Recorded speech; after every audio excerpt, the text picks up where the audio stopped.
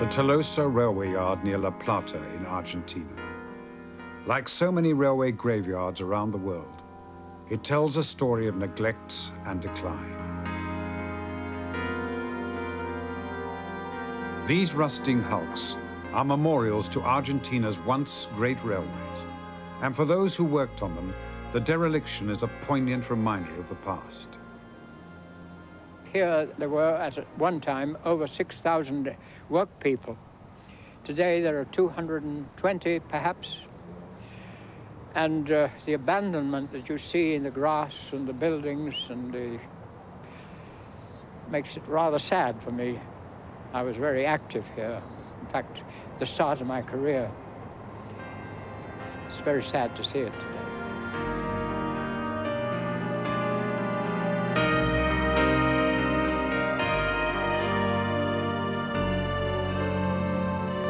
All over the world, railways are in decay. The pioneers who created them believed they were building for the future, a permanent answer to the problems of transporting goods and people. Permanent, that is, until people stopped using them. Even in cities, railways have had to fight an unequal battle with other transport. In Los Angeles, car capital of the world, they lost the battle altogether.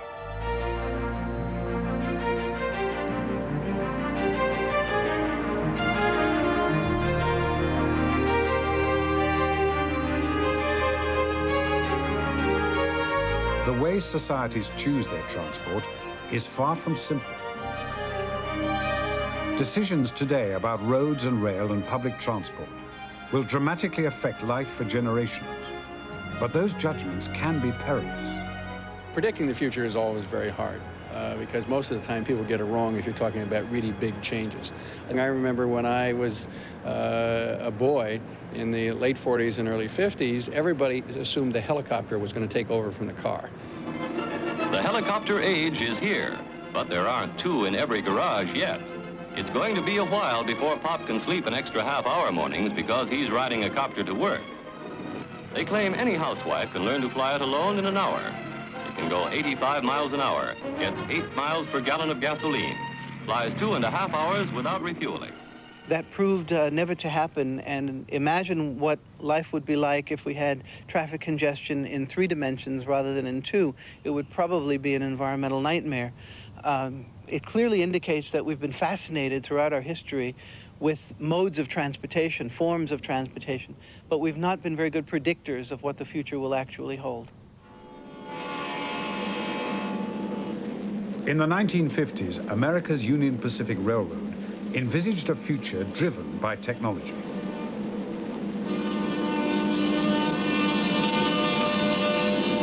As always, the story of railroad progress will be written by a dynamic industry whose emblem is the flanged wheel. The discussion here is about the practicability of an atomic-powered locomotive. Can you get enough shielding to protect against external radiation? Well, we have 10 feet here, Bob, but we can work in and here. This exchange is one of the strengths of railroad research. Engineers alone could never determine the future of the railways. For their ideas to be adopted, they would always need allies in business, politics, or public opinion. In every country, there had to be a reason for the railways. Someone had to have a stake in them for the dreams of engineers to take shape.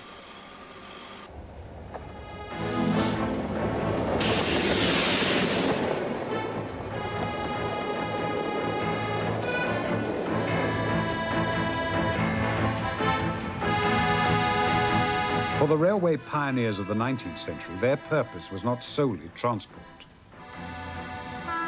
In Argentina, their objectives were very clear: simply to make money out of the country.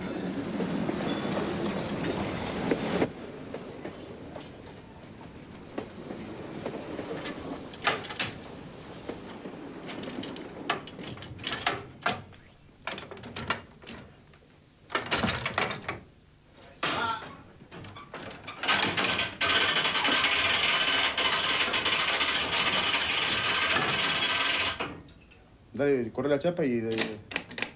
Tren viniendo.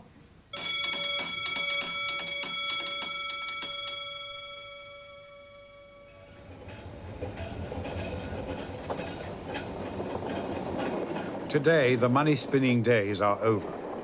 Now it is a constant battle with obsolete equipment for the men at the Tolosa signal box. A train is coming through from La Plata towards Gringeles. We lower the signals. It is a system of levers, but because the levers are so old, they are very heavy. This has a continuous bad effect on our health. It causes back trouble, a lot of problems, even psychologically, because we never seem to get away from the problems of the trains. So I lower the signal, give the all clear for the train to go through to the next station.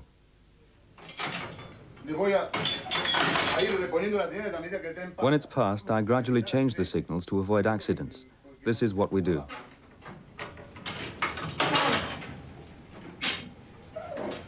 At the same time, we have to look after the trains going the other way, towards La Plata. At the turn of the century, Argentina had one of the most efficient railway systems in the world. It was a key to the country's prosperity. Argentina was never a British colony, but in the early 1900s, British finance dominated her economy.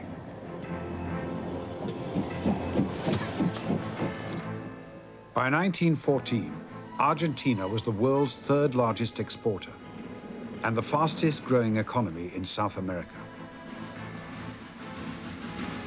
The railways made it all possible. They opened up the country and they replaced the oxen-hauled carts, which took months to arrive with hides, cereals, whatever, which in a few hours were transported very quickly and very easily by the railways. That was the beginning. And of course, they opened up and expanded because this was the same as what had happened in Africa, in Asia, in India, all over the world. The British railways expanded the countries wherever they went. And this was one of them. And they prospered in those days. As profits flowed out of the country in one direction, key personnel like Peter Curtis came from Britain to seek their fortune in the railway business. There were drivers, firemen imported, as well as the bosses, foreman level up, and of course the heads of departments. They were all English-speaking people. Well, each person understood his position, respected it, and everybody carried out their duties as they were assigned. And they made a slight profit. And the shareholders, I believe, at home were grateful. They got their money back. But that wasn't the only financial benefit to Britain. Everything from stations to locomotives and rolling stock was British-made.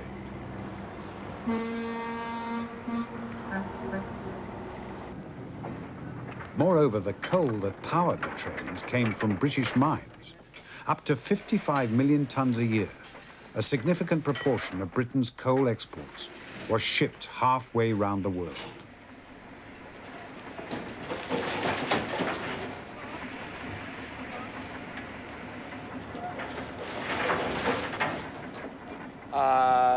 The British railways were sort of a two-edged weapon in Argentina because they would favor products that were essential for the British economy, but they would not favor the natural internal markets of Argentina. In 1946, a new era in Argentine politics began. General Perón's populist government wanted to put Argentina's interests first. Top of his agenda was nationalization of the railways. En Tafí Viejo, la metrópoli de los ferroviarios, sede de los talleres más grandes de la nación, las fiestas caracteres de apoteosis.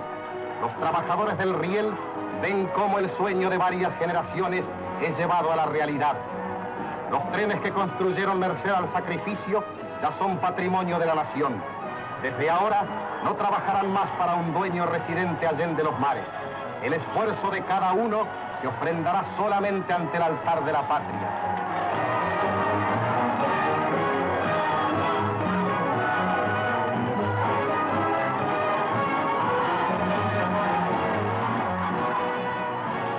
campaign for the nationalization of the railways started long before the Perón government. This was supported by most of the people, as we can see in the films and the newsreels that show the day of nationalization. And we have to understand the policy of nationalization as only a step of a wider context. This has to do with the nationalization of our public services and with a new outlook on the development of the economy in Argentina that started with the Perón government. The objective was all the profits flowing to Europe could be kept within Argentina and benefit Argentinians. Very noble idea. And it was with great national pride and national objectives that these assets were purchased by Argentina.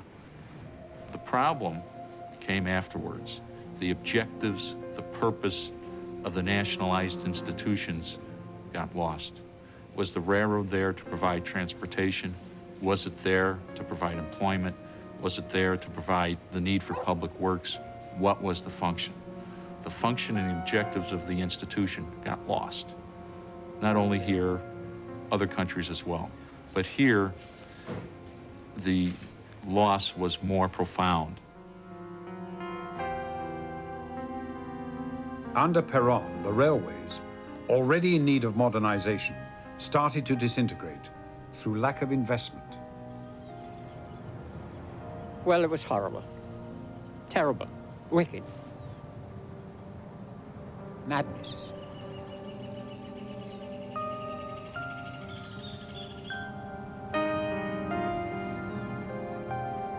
That's the railway's fault, because they didn't pursue and keep and protect their business. They let it go.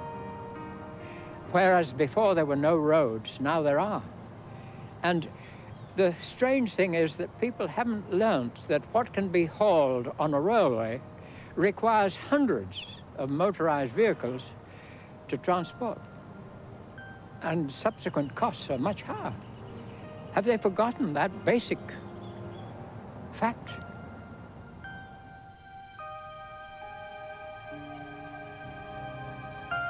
"40 years on, Argentina's economy and railways were in a mess, neglected by successive military regimes. Given the sort of situation that we found 2-3 years ago, one could say that in no more than 5 years, the railways would have disappeared completely. In fact, we could say that half of the system have disappeared already if we account for the number of locomotives that are working. It's only 45% of the total fleet. More than 50% of the network is in bad shape. Same can apply to all other items of the railway itself. In which case, I think that the country would have fallen in a chaos in transport terms. Foreign capital was brought in by the Menem government of 1989. Lacking investment, they decided to denationalize the system and return it to the private sector.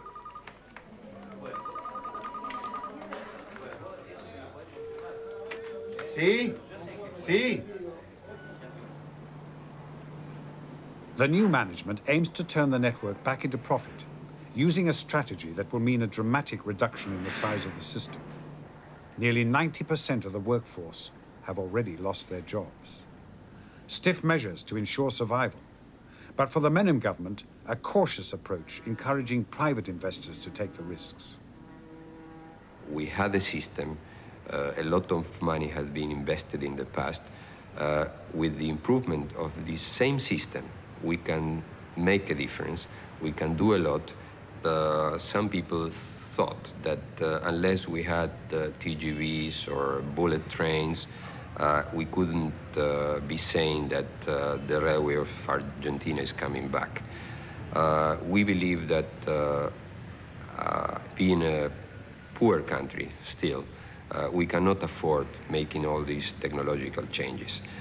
Maybe the need for very, sophisticated, futuristic trains is not here yet. So in technological terms, we probably cannot compare to countries like Japan or France or others.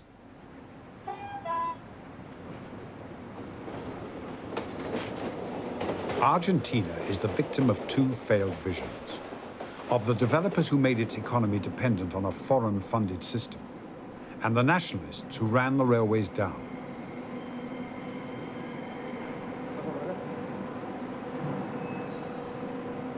The new yardstick by which Argentina's railways will be judged is whether they can make money. The priorities of the railway today are closer now to those of the original pioneers.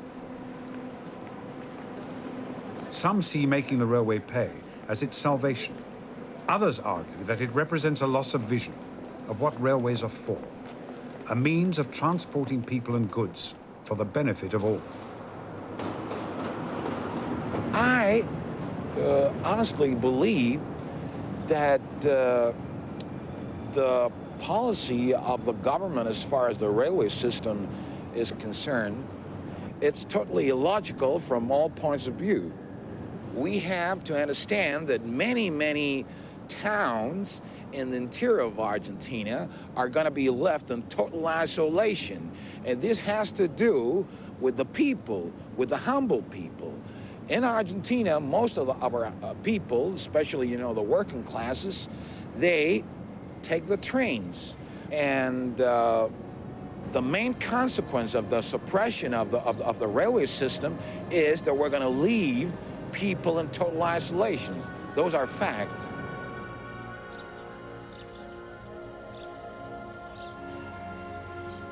The town of Maria Obanitas, once a thriving community, died with the railway. Whatever the future holds, the communities the railway built and then abandoned do not figure in the new vision.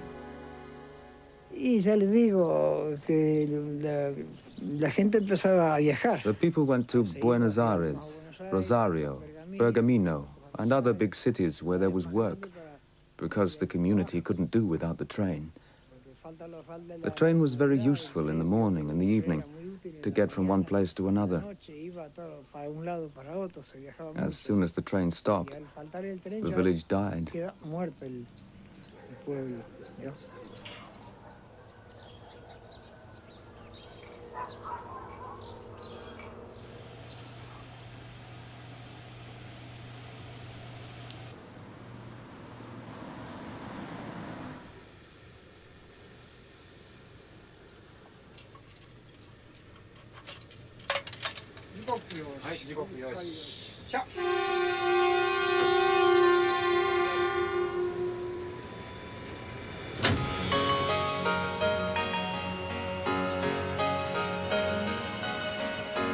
Japan's railways are the envy of the world. Fast, clean, frequent, and punctual.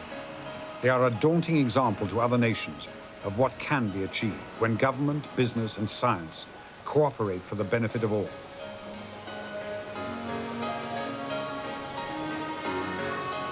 A Shinkansen, or bullet train, leaves Tokyo Central, on average, every 3.5 minutes.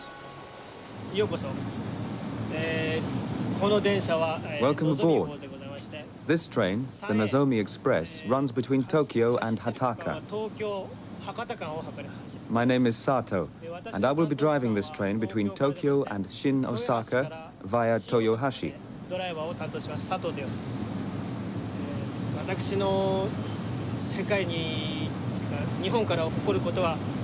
I'm very proud to be driving this world-famous train, which is known throughout the world to be the most reliable.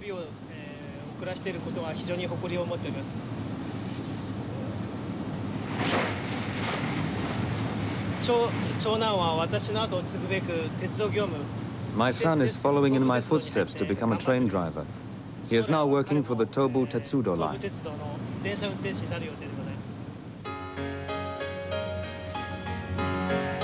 Railways have thrived in Japan.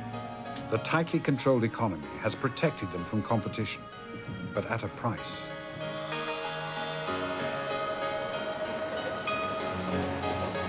In the crowded cities, trains are ideal for moving large numbers.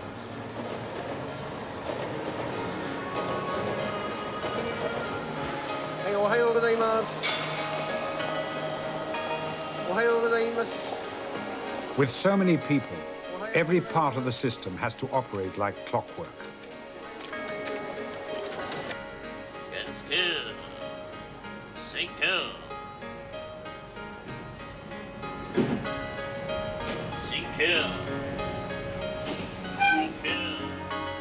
The Japanese have invested heavily in comfortable modern trains, but with little concern about the cost. In Tokyo, trains and subways handle around 90% of the salaried workers commuting to business districts, far more than in any other city in the world.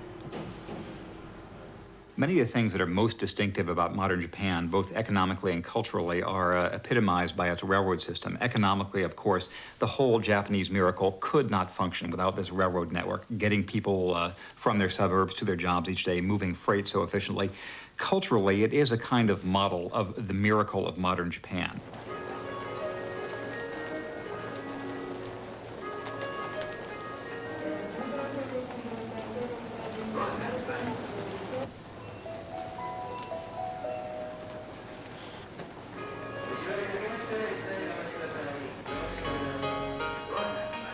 Japan thrives on a culture of consensus, where the interests of the population are seen as united with those of business and commerce in a unique vision of national well-being.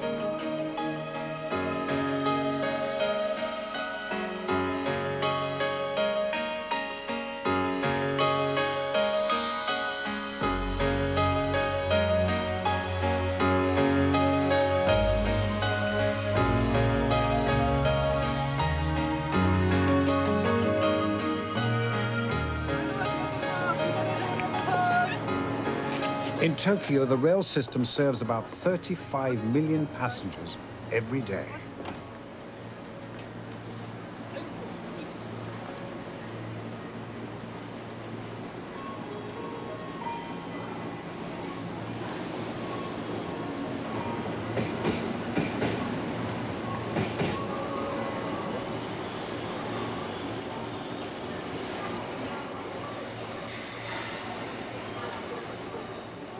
It is so established in Japanese popular culture that the trains will run on time, that there's even a genre of detective stories where the plot always turns on train schedules, and they can go do all sorts of elaborate acts of detection, saying that since the 8:45 arrived with a minute and a half to spare for the 8:47, then we know the killer could have made this transition, et cetera, et cetera. This kind of story would not be believable in the United States. On the Ida line, the train departs at 10:15. She then switched to the 10:28, which arrived promptly at 10:42. She just had time to switch back to the train leaving in the other direction from Toyokawa at 10:50. She thought she could fool us by switching trains. Between the stations, it takes 15 minutes. The suspect pretended to be asleep for that time. Ah, yes. The suspect came out about 15 minutes earlier and switched trains.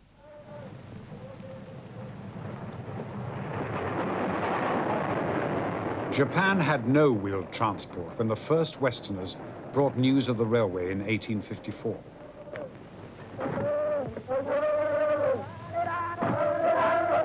Cautious of opening its ports to Western goods, by the turn of the century, it was building and running its own trains. In their dash for modernization, the Japanese embraced the railway as an ideal form of transport. The geography, a narrow string of volcanic islands, and a strictly ordered society were ideal conditions for railways. As in Argentina, British engineers helped build the system. But in Japan, it remained firmly under the control of the Japanese.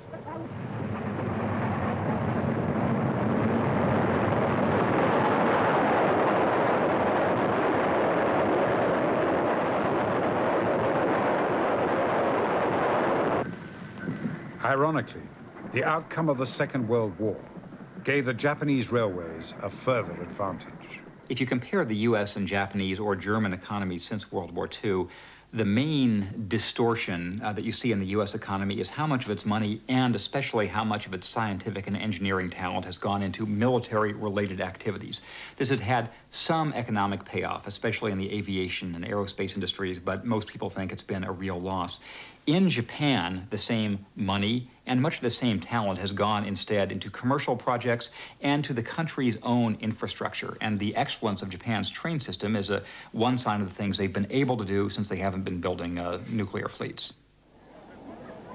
In 1964, Japan launched a futuristic new train, the Shinkansen, opened less than 20 years after the devastation of the atom bomb. It was a signal to the world. Other countries sent men into space. Japan expressed its power through the train. Well, I think what you need is what I call the building spirit. You've got to want to be a builder and set a record in history as somebody who built rather than consumed. Now, I think building is just as much a part of human nature as consuming. And of course, it's interesting if you think about it historically, the people we remember are the great builders like Ramesses II, the Roman Empire, the people who built and left something, not the people who had a very high standard of living. Japan certainly had the building spirit, but it came at a price. Charged with the mission of reasserting national prestige, as well as providing transport for the economic miracle, Japanese railways forged ahead with more and better new trains, but they didn't pay their way. From 1964 on, with the introduction of the bullet train, losses started and kept on accumulating. While other countries tore up tracks and pruned spending, JNR, Japan's national railways, forged ahead.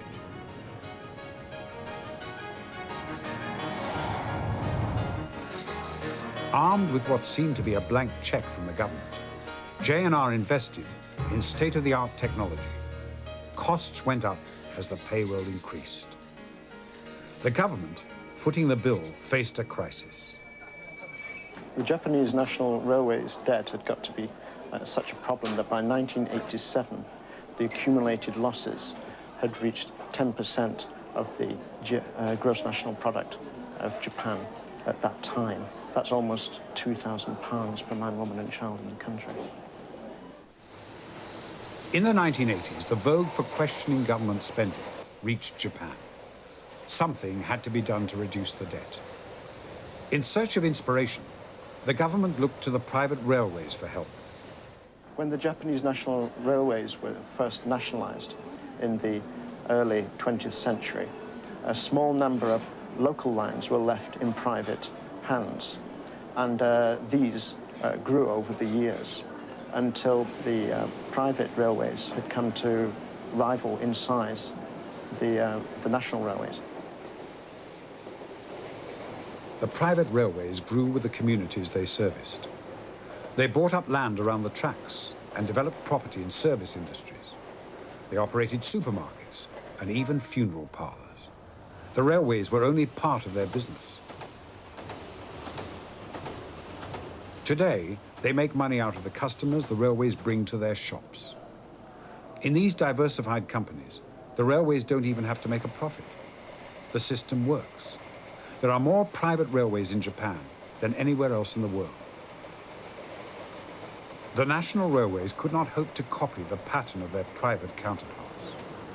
Nevertheless, the government decided to privatize the system for management purposes, believing that in private hands, costs would be more firmly controlled. The railways were privatized because there was a situation, mainly with the debt, where it was seen as the only way of solving this really very serious situation. JNR had come to play a certain role in Japanese national life, including Japanese political life, whereby it was unable to control its own investment, and it was being forced to build lines in increasingly marginal areas for political reasons, which it then had to finance and pay for. And it just couldn't, as a public corporation as it was then, it wasn't in a position to resist these pressures. The government privatized the system in 1987, and now the new companies are being launched on the stock market. The debt the national railways ran up will still have to be paid by the nation because they are so essential to the economy. Private or not, if they get into difficulties, the government is likely to come to their aid. So even in Japan, where there is a will to support the railways, where there are natural allies in business, government, and society, and where railways make geographical sense, there is still a price to pay.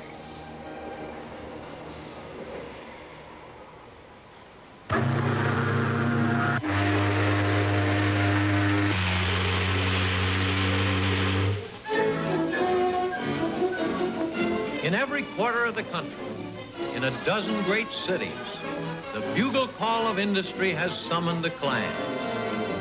Legions of craftsmen have joined to supply transportation for a nation of individuals. America was the first nation to transfer its affections from the rails to the road. Cheap, mass-produced cars promised personal transport for a nation of individuals and sent the railways into decline. The new automobiles stream from the factories, spreading pleasure and speeding business all across the country. The destination? Everywhere, USA. KFWB News 98. All news, all the time. This is KFWB News 98. You give us 22 minutes, we'll give you the world. Let's check an incident on the 101 in downtown. Here's Jeff Baugh. Well, that problem is going away right now. We're southbound 101 at 4th Street. Just before you hit the East LA interchange, we had a couple of cars block up the fast lane. That's clearing right now. However, the southbound Hollywood is jammed solid all the way back to Vermont and still building, actually. Jeff Baugh, Jetcopter 98. Just getting reports now on the Pomona Freeway westbound beyond Lorena in East LA that we may have a fender bender. Again, that's westbound. Get it first, get it fast. Traffic every 10 minutes only on KFWB News 98. The freeways, gosh, they're just always jammed here in Los Angeles. It's one of the most complicated systems I've ever seen. And our morning drives, afternoon drives here, it's not unusual at all to find a good 20, 25-mile backup. And that's just with traffic itself, no accidents or pileups or anything like that. When we do have accidents, it's just horrendous. The traffic goes back for miles, and of course everybody sits on the freeways, and the smog gets worse and worse and worse.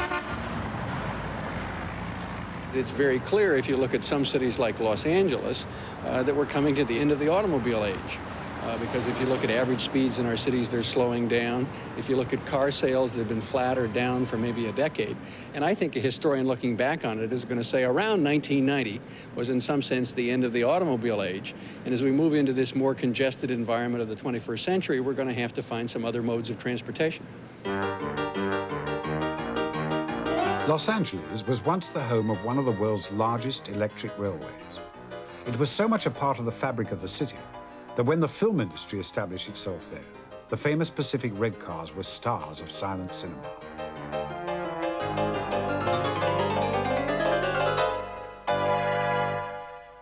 Los Angeles grew up with the streetcar, and that meant that real estate developers could buy outlying parcels of property, subdivide them, and make them attractive to customers by connecting them to the downtown area with a streetcar line. Among the major developers making Los Angeles work at the beginning, among the people building the street railways and subdividing outlying land, was Henry Huntington, who already had family connections in the railway business and who primarily made his money through real estate development. But the mechanism by which the real estate development was successful was that transportation connection to the business areas of the city. Huntington created the Pacific Electric Company in the early 1900s, running lines out to what were then farming areas. Houses and then suburbs soon grew up along the tracks. The network was the largest in America. It defined the shape of the city. It was touching in the Southern California of the 1950s or 1960s to look back on the plans that Henry Huntington, for example, had laid for Southern California with his Red Line trains, because you could see the same cities that were there in Los Angeles's suburban development, but connected not by Interstate 10, not by the San Bernardino Freeway, not by the Santa Ana Freeway, but by this network of tram cars and trolleys and the red trains. And I often imagined how nice that must have been to be able to go the same routes, to make the same connections, but in these elegant-looking train cars of yesteryear. popular as a public service, the red car system only made money for a few years. It was easy prey for the competition. In the early 1950s, a number of major corporations, the oil industry, the tire industry, the automobile industry, conspired to buy up the local city rail systems all over the country. Once they bought them up, they then abandoned the rail cars in those cities. Pacific Electric, the big red car, was our means of transportation, covered 1,100 miles in Los Angeles County. When that system was bought up and was then abandoned, that left us without an effective means of traveling easily, cheaply, efficiently. The last train ran in 1961, creating yet another of the world's graveyards.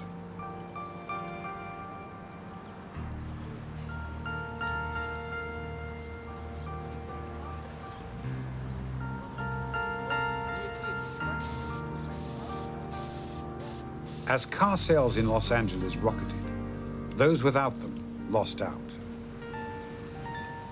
When the red cars were taken out of Watts and out of the Los Angeles area, it really stagnated people. I think it had a great deal to do with interrupting families, children. The red car system, like all public transportation, is used a great deal by young people who normally don't have cars, you know, and years ago they really did not. And with the interest that most young people carry about, they need to go places, right? They need to experience things. And I think that job opportunity disappeared because there was not accessibility through good public transportation. I think that part of the spirit of the community dissipated also because something that you had known disappeared, like your grandmother. You see what I mean? When there's something that you're so familiar with, something that you've loved, and something that offers you accommodation, when it simply dissolves, that's painful.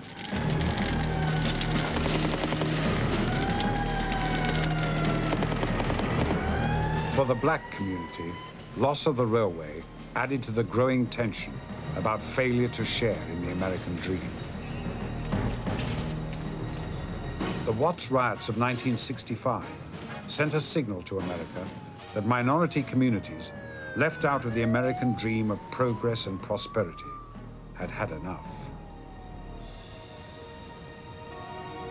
America was shocked by the television images of violence and destruction. Civil rights moved higher up the political agenda. But for the better off in the suburban areas, this worrying trend advanced the cause of the car, not only as a means of transport, but also security. My automobile is ready when I'm ready to go. It takes me from door to door. I have complete control of who rides in the automobile, when I go, generally when I arrive, though obviously traffic is a factor. I can set the air conditioning, I can set my own video, my own audio tape, and it's a secure environment. I set the air conditioning to my own level. I can pick up children or drop them off as I did when my youngsters were going to school.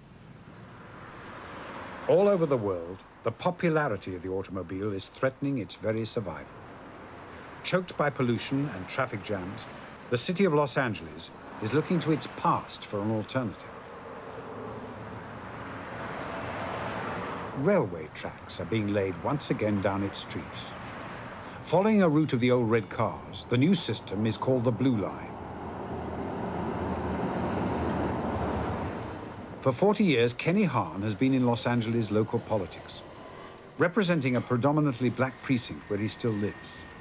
He was the driving force behind a revived public rail system. Hello. To find the money to build the railway, Hahn's solution was Proposition A, a tax of ½ a cent in every dollar on consumer goods, levied purely for public transport. Well, it was terribly difficult to get the people to vote for Proposition A, which created the funds. But once that was done, then it was my job as a political leader of Los Angeles County to see that my district was done first, which I did. And I had to show my people in my district that they could not only hear the blue line, but they could feel it and ride it as a result of a campaign promise I made to them that they would have good transportation. The people who are transit dependent, who have no automobiles and who have no means of transporting themselves from one end of this vast city and county to the other, are making demands that their political leaders build a rail system. That's one political pressure. The other is that the economy of the whole region is dependent upon rapid transport of people and goods. And so you have this dual approach. Now, if that were not enough, and I think it may be, there is a need to relieve traffic congestion and to relieve air pollution in this vast region. So you've got three very important issues, all of which tie in with political motivation. In Los Angeles, it's politically correct to support rail. If you ask anyone, should we go to collectivized mass transit rail, the answer will be a resounding yes. But in reality, the thought that most people have, what's in the back of their mind is not that I'm going to get into rail, but rather that their friends and their neighbors are going to abandon their automobiles, leave the freeway, and take mass transit rail, and thereby leaving the space available so they then can drive over the freeway without the traffic. And that's what really motivates most people. Most of the folks are voting for transit so someone else will ride it. They won't ride it. And I'm being very candid to say I'm going to be the last one out of my automobile and get into a subway or a rail system. There are no benefits for me and nothing but a downside. People are very, very stubborn here. There's going to be a hard time to get them out of their cars and into any kind of mass transportation. So it's a difficult job out here, but hopefully they're going to start making some progress out here. We really, really need a mass rail system. Kenny Hahn addressed that need and convinced enough Los Angeles voters to pass his proposition to build a new rail system along some of the old routes. For Hahn, it secured his success in subsequent local elections and a place in political history. When they counted the precincts, I had many precincts, 90%, 95%, and some precincts 100%. It's unusual in California to get a 90% vote. The president would love to have 90% vote. Why did I get 100% in this precinct? It was because in that area I built a swimming pool for their kids, a library for them, or a fire station, or developed this rail line here that they could use. And then, so when they go to the ballot box, I'm going to vote for Kenny Hahn again. 100%. That's unusual in California, or in America, or maybe in the world. 4、3、2、1、スタートです。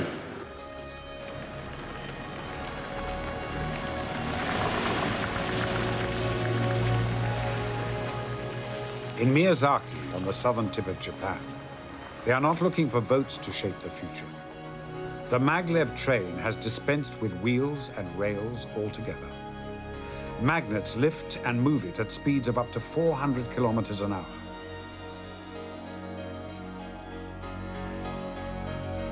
Whether the maglev train has a future will be determined by the same factors that decided the fate of Argentina's railways and the Los Angeles red cars and every other train system around the world.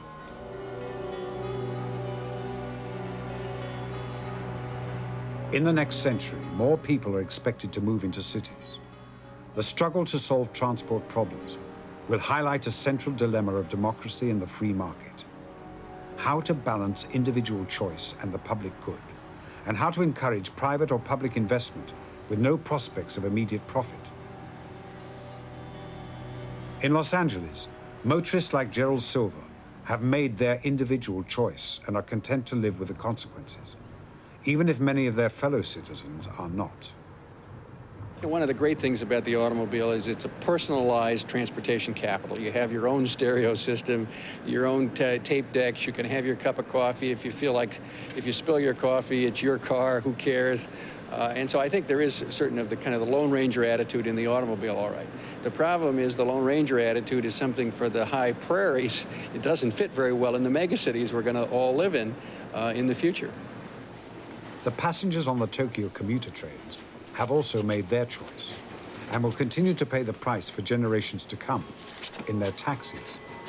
If you look at Shinjuku Station each morning with its millions of people passing through there, you see extremely close coordination, some sacrifice of individual comfort, but the overall welfare of the system by what people put up in the railroad network.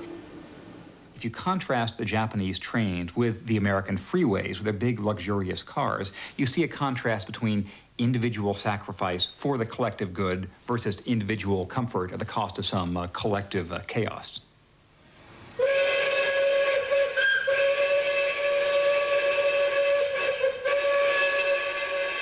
When the railways first appeared, their benefits were clear and immediate. It was a golden age. Building for the future was simpler. But however appealing, we may not be able to recreate the past. There's a kind of romanticism associated with our past, and we all love our railways and wish we still had them, and we're trying now to reconstruct them. But I think we'll soon see that the cost of doing so is very, very high, and the effect of doing so on traffic congestion will be very, very small. There are some activities, education and transportation being two of them, which have enormous long-run effects, and it's worth investing even though they don't make narrow economic sense. For example, suppose I was a hard-nosed capitalist mother and father thinking about sending my children to 16 years worth of education. That is a lousy investment that no capitalist would ever make. With 16 years with no returns, there isn't any way that could pay off. On the other hand, having an educated citizenry clearly does pay off for every society. And the same thing's true on a good transportation system. If you look at it at any moment in time and judge it in very narrow criteria, it probably doesn't make sense. We never would have built the interstate highway system under that kind of criteria. On the other hand, in the long run, it does. And of course, it goes right back to why the Roman Empire built roads. It's the thing that holds us together, the transportation system.